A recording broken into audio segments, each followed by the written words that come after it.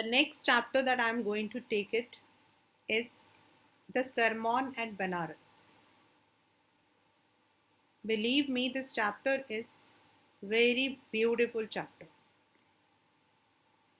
The only part is that it deals with a philosophical process of our life, which we call as death. The chapter deals with the very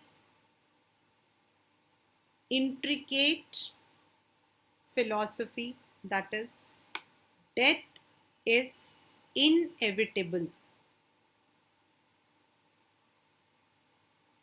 Now, what is the meaning of that? Means you cannot stop death, either for yourselves or for any nears and dears one. It comes when it has to. And as a human, we need to understand that this is the cycle of life. ये life का एक cycle है, and that is why ये life का एक cycle है, and that is why we need to accept this universal truth. No doubt, as a human being, I can say that it is really impossible to accept this truth. It is not difficult, it is impossible.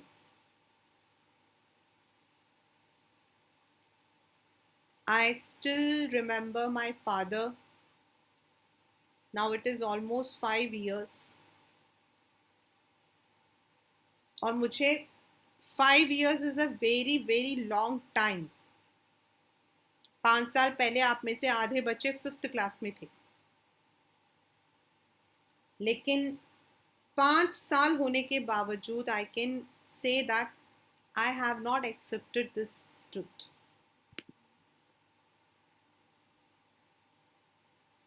I still cannot accept that my father is not with us. Yet, the cycle of life goes on. The story is about the sermon. Sermon का मतलब होता है प्रवचन. Sermon का मतलब होता है प्रवचन, which was given by Lord Buddha. And this was the first sermon that he gave near the rivers of Benares. Question आता है कि why Benares was chosen as a place? क्योंकि बनारस में आपके साधु संत बहुत होते हैं और इसीलिए वहां पर भगवान बुद्ध ने प्रवचन दिया था. And this sermon deals with a lady called Kisa Gotami. Kisa Gotami was a young girl जिसका एक इकलौता बेटा, he was dead. Now the pain of mother inflicting, she was inflicting the pain.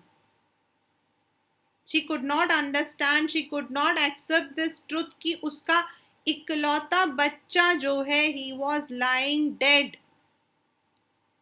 Like a mad crazy woman, वो सबसे बोलने लगी मेरे बच्चे को जिंदा कर दो. People were making fun of her कि पागल हो गई है, कोई मरा हुआ इंसान जो है वो जिंदा हो सकता है. But mother is a mother.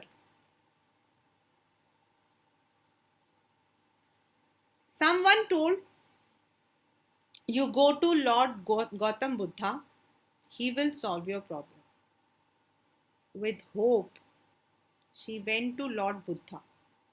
पूरी उम्मीद के साथ वो भगवान के पास गई और उन्होंने बताया। बुद्धा जी बोले, बस मैं अभी तुम्हारे बच्चे को जिंदा कर देता हूं, लेकिन मेरी एक शर्त है। I have a condition. She said what? He said, you need to bring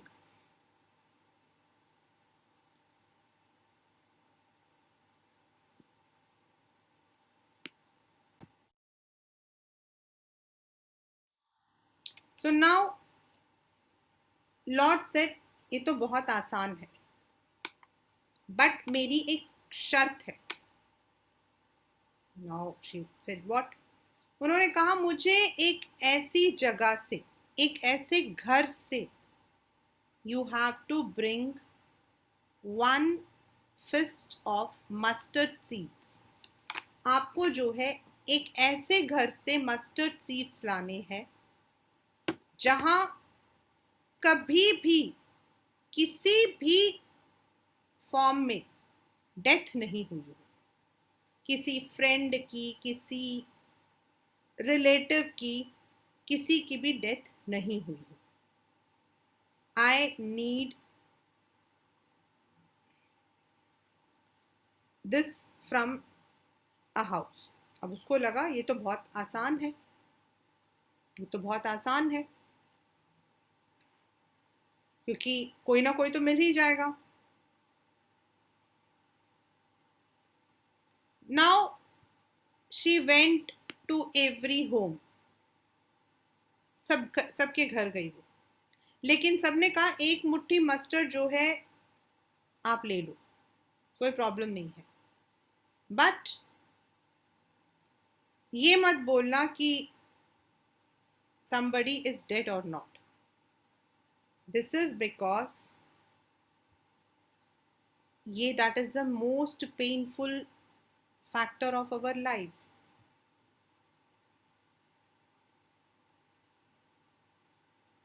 ऐसा नहीं हो सकता है कि somebody was never dead. कोई ना कोई तो मरा ही है। she moved from one place to another, हर घर से, सब जगह से गई, but she could not find a home where death had never knocked its door. She was tired. थक गई थी। Now she was sitting, मतलब वो रोड में खाली, मतलब बहुत थकी हुई बैठी हुई थी। तभी उसको जो है ना लाइट्स फ्लिकर करते हुए नजर आ रहे थे, बुझते हुए, जलते हुए। She was finding it and something, मतलब जब वो फ्लिकर कर रहा था तो something flickered in her mind, and that was, she understood that death is inevitable. Death तो इनएविटेबल है भाई।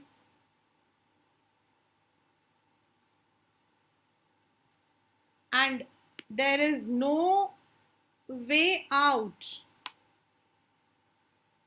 There is no way out to evade death. हम डेथ से तो खुद को बचा ही नहीं सकते हैं। Now she understood that every person who comes on this earth, the person has to die.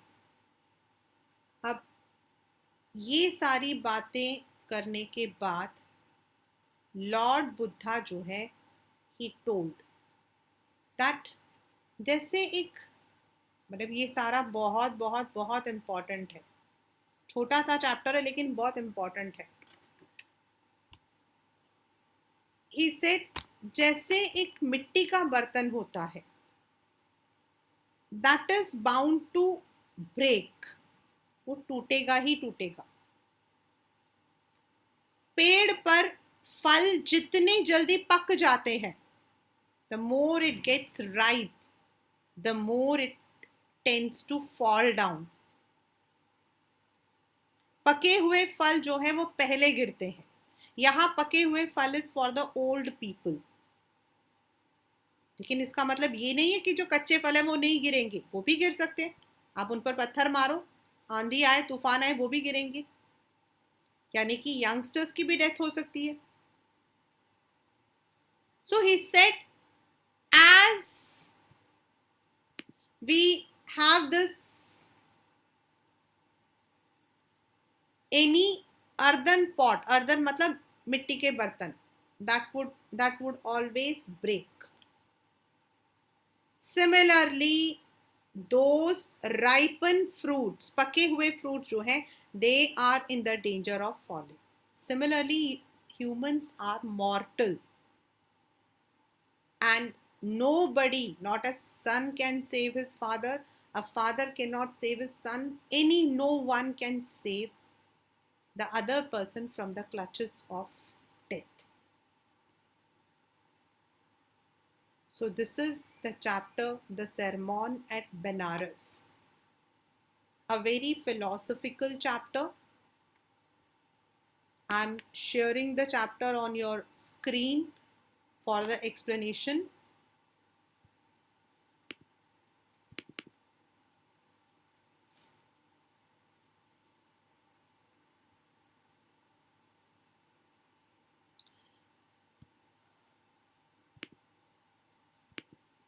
Gautam Buddha began life as a prince named Siddharth Gautama. उनका नाम तो सिद्धार्थ ही था. He was a prince in the northern India. Basically, it was in the foothills of Nepal, Bihar. आपका वो वाला area था. At 12, मतलब जब वो 12 साल के थे, he was sent away for schooling in the Hindu sacred scriptures, and 4 years later he returned home to marry a princess. जब वो 16 साल के थे तो उनकी शादी हो गई थी. Now those days we did not have the formal schoolings.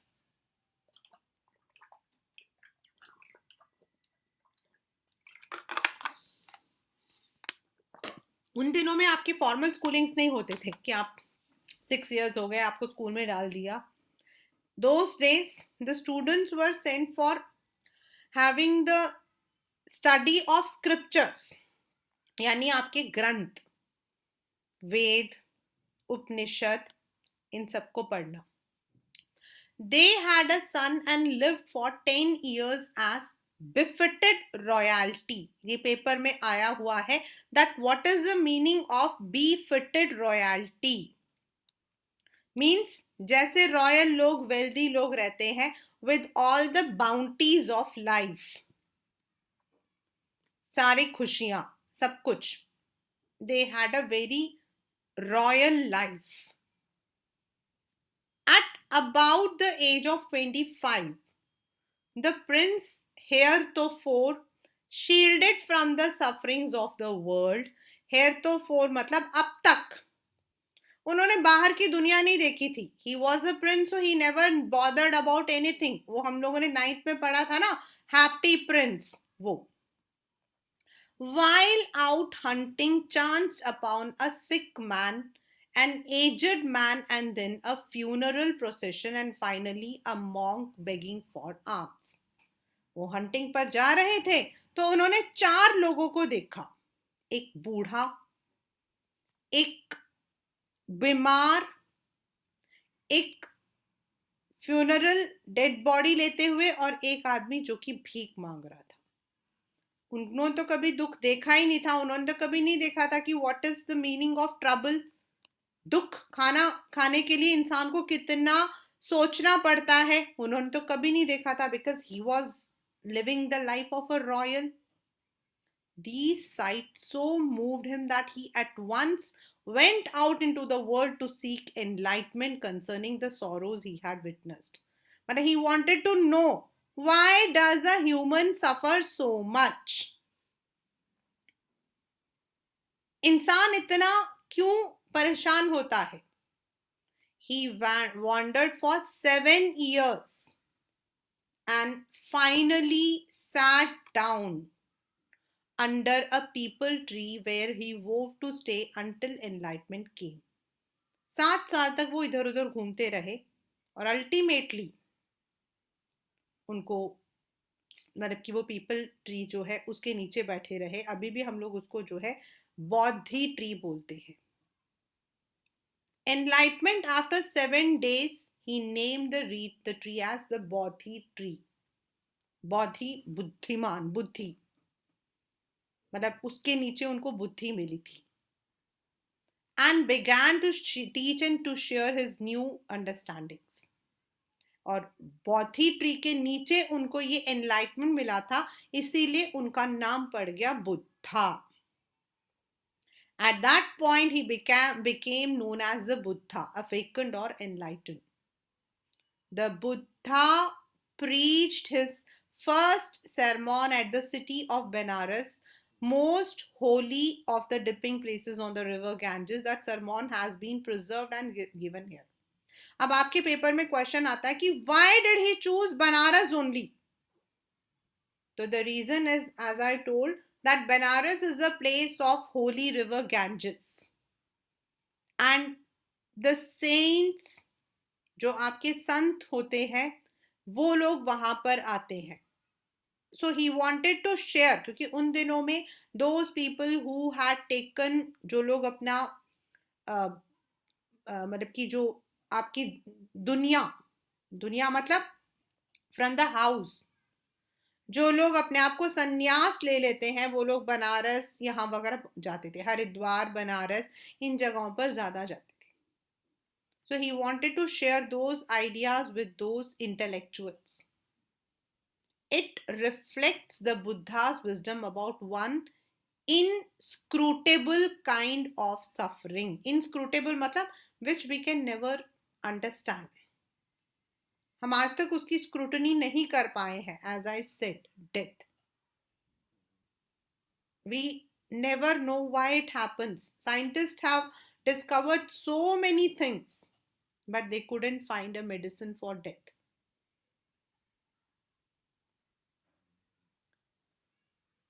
Kisa Gotami had an only son and he died. In her grief, she carried the dead child to all her neighbors, asking them for medicine, and the people said she has lost her senses. The boy is dead. ये तो पागल हो गई है, उसका बेटा मर गया. At length, मतलब थोड़ी देर बाद. At length मतलब थोड़ी देर बाद. Kisa Gotami met a man who replied to her request, I cannot give thee medicine for thy child. The medicine for thy child मतलब give you the medicine for your child. This is the Latin English. But I know a physician who can. उसने कहा मैं एक इंसान को, एक doctor को जानता हूँ. उसने कहा pray tell me sir, who is it? He said go to Sakya Muni. Buddha जो है वो साक्या मुनि, उनका वो जो मतलब हेरिटेज है उसमें माना जाता है. तो he was called as Sakya Muni the Buddha. Kissa Gotami went to Buddha and cried. Repaired मतलब went to. It has been used as a stylist word. Lord, यहाँ पर repair वो repair करने वाला repair नहीं है बच्चा. Lord and Master, give me the medicine that will cure my boy. The Buddha answered, I want a handful of mustard seed.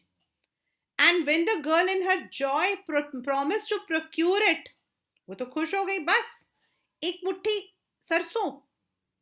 The mustard seed must be taken from a house where no one has lost a child, husband, parent or a friend.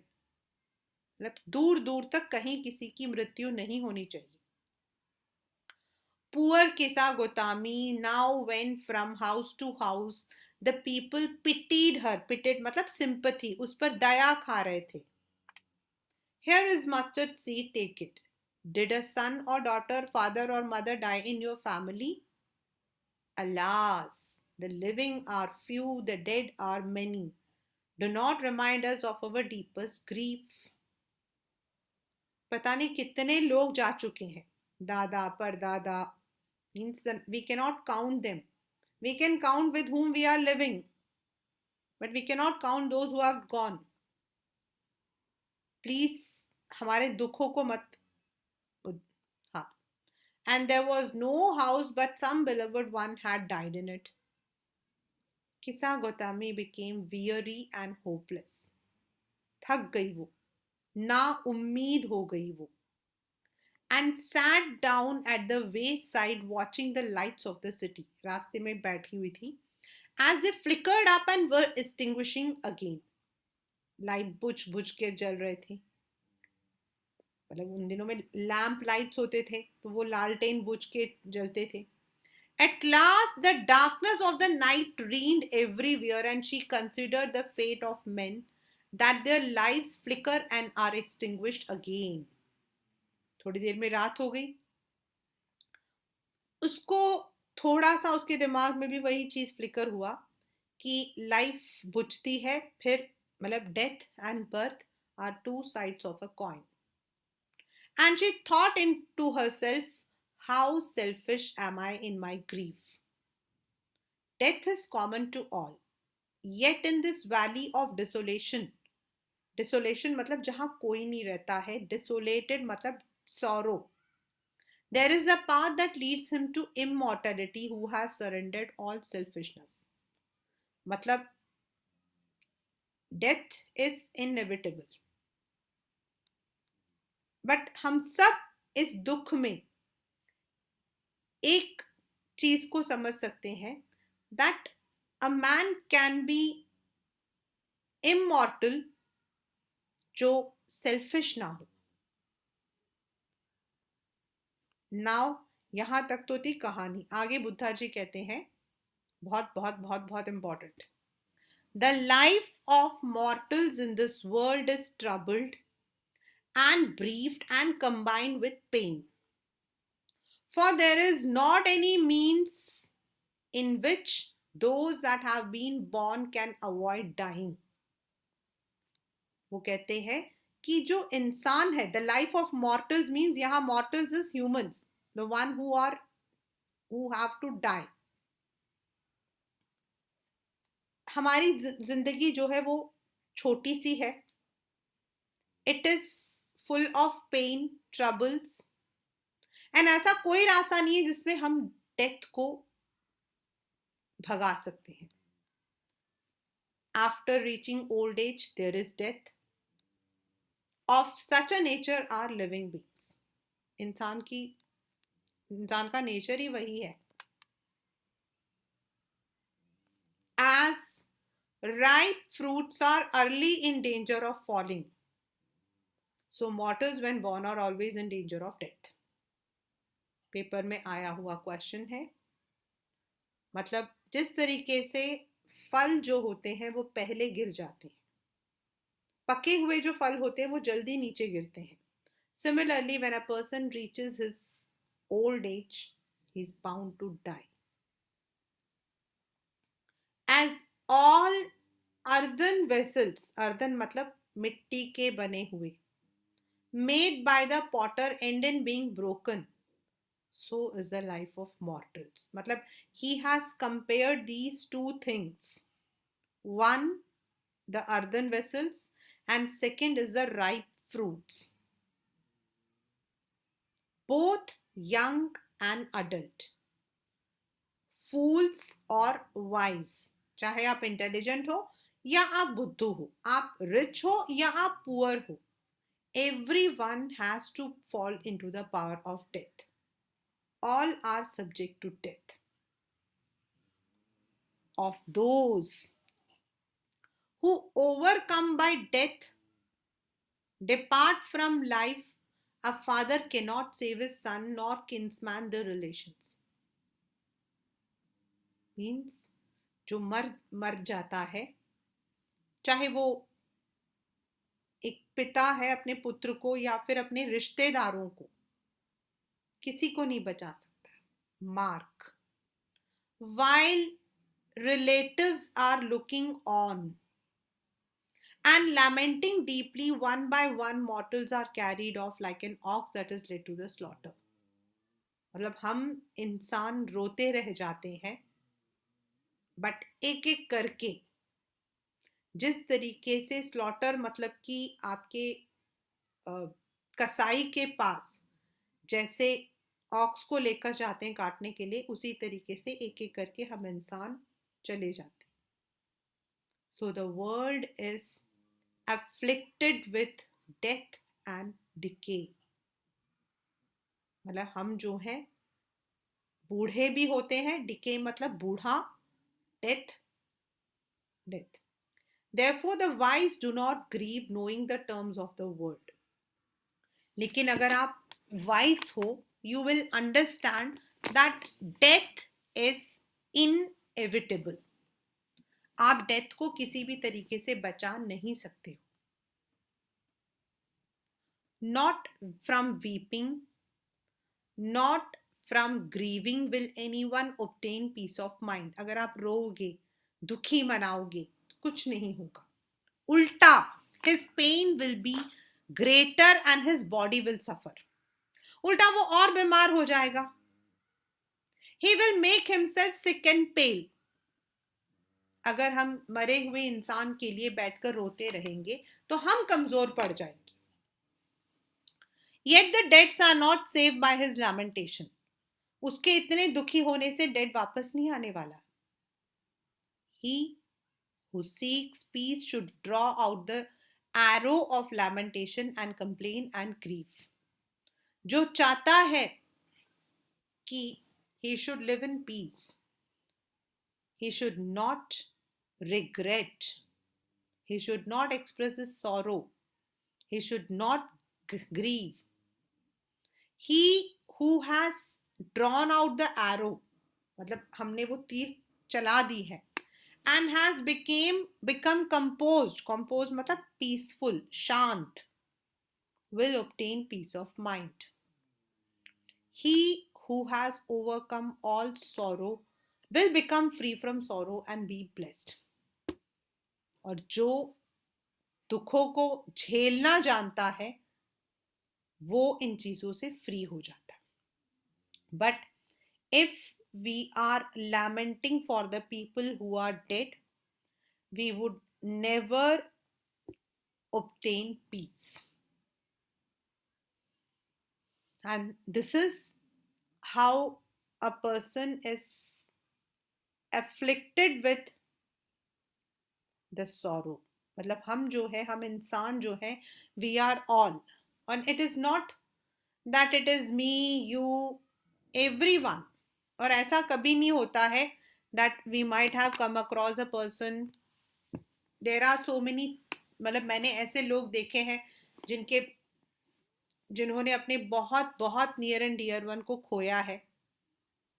That particular moment you cannot even think of. हम उस particular moment को शायद सोच भी नहीं सकते हैं. But the another thing is death is inevitable. That will come one day. May be किसी की जिंदगी में वो जल्दी आ जाता है, किसी की जिंदगी में वो बाद में आता है, लेकिन आता जरूर है. And we must try to overcome that. The loss of a person can never be replaced. चाहे वो आदमी कैसा भी था, लेकिन उस इंसान को हम रिप्लेस नहीं कर सकते हैं. But life moves on.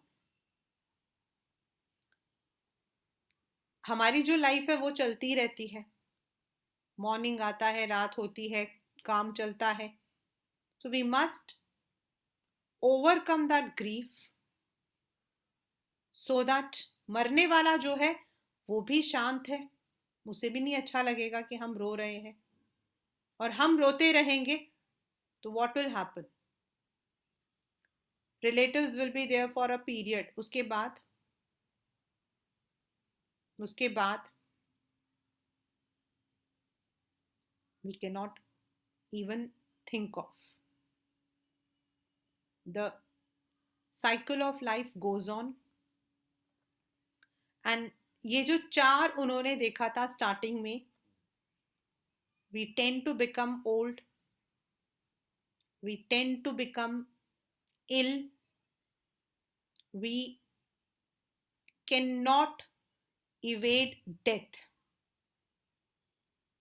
And yes, there are people who suffer a lot, those who beg for their lives. अपनी अपनी लाइफ में वो लोग begging करते हैं. So this is the chapter, the sermon at Benares. Any problem that you all have? अभी आप लोगों ने पढ़ा है मेरे साथ में. तो anything that you did not understand? क्योंकि as I have already told that sermon at Banaras, then there is one more chapter, Bholi. They are all the questions, मतलब इसमें जो chapters में board में जो questions आते हैं, they are mostly 2 marker, but yes, we do have a long question जो मैंने आपको last वाला बताया था, that is the earthen vessels and ripe वाला, उसको आपको theme के साथ में जो है, you मतलब कि the boards normally ask it to relate it to the theme, and the theme is death is inevitable. So that is one of the question.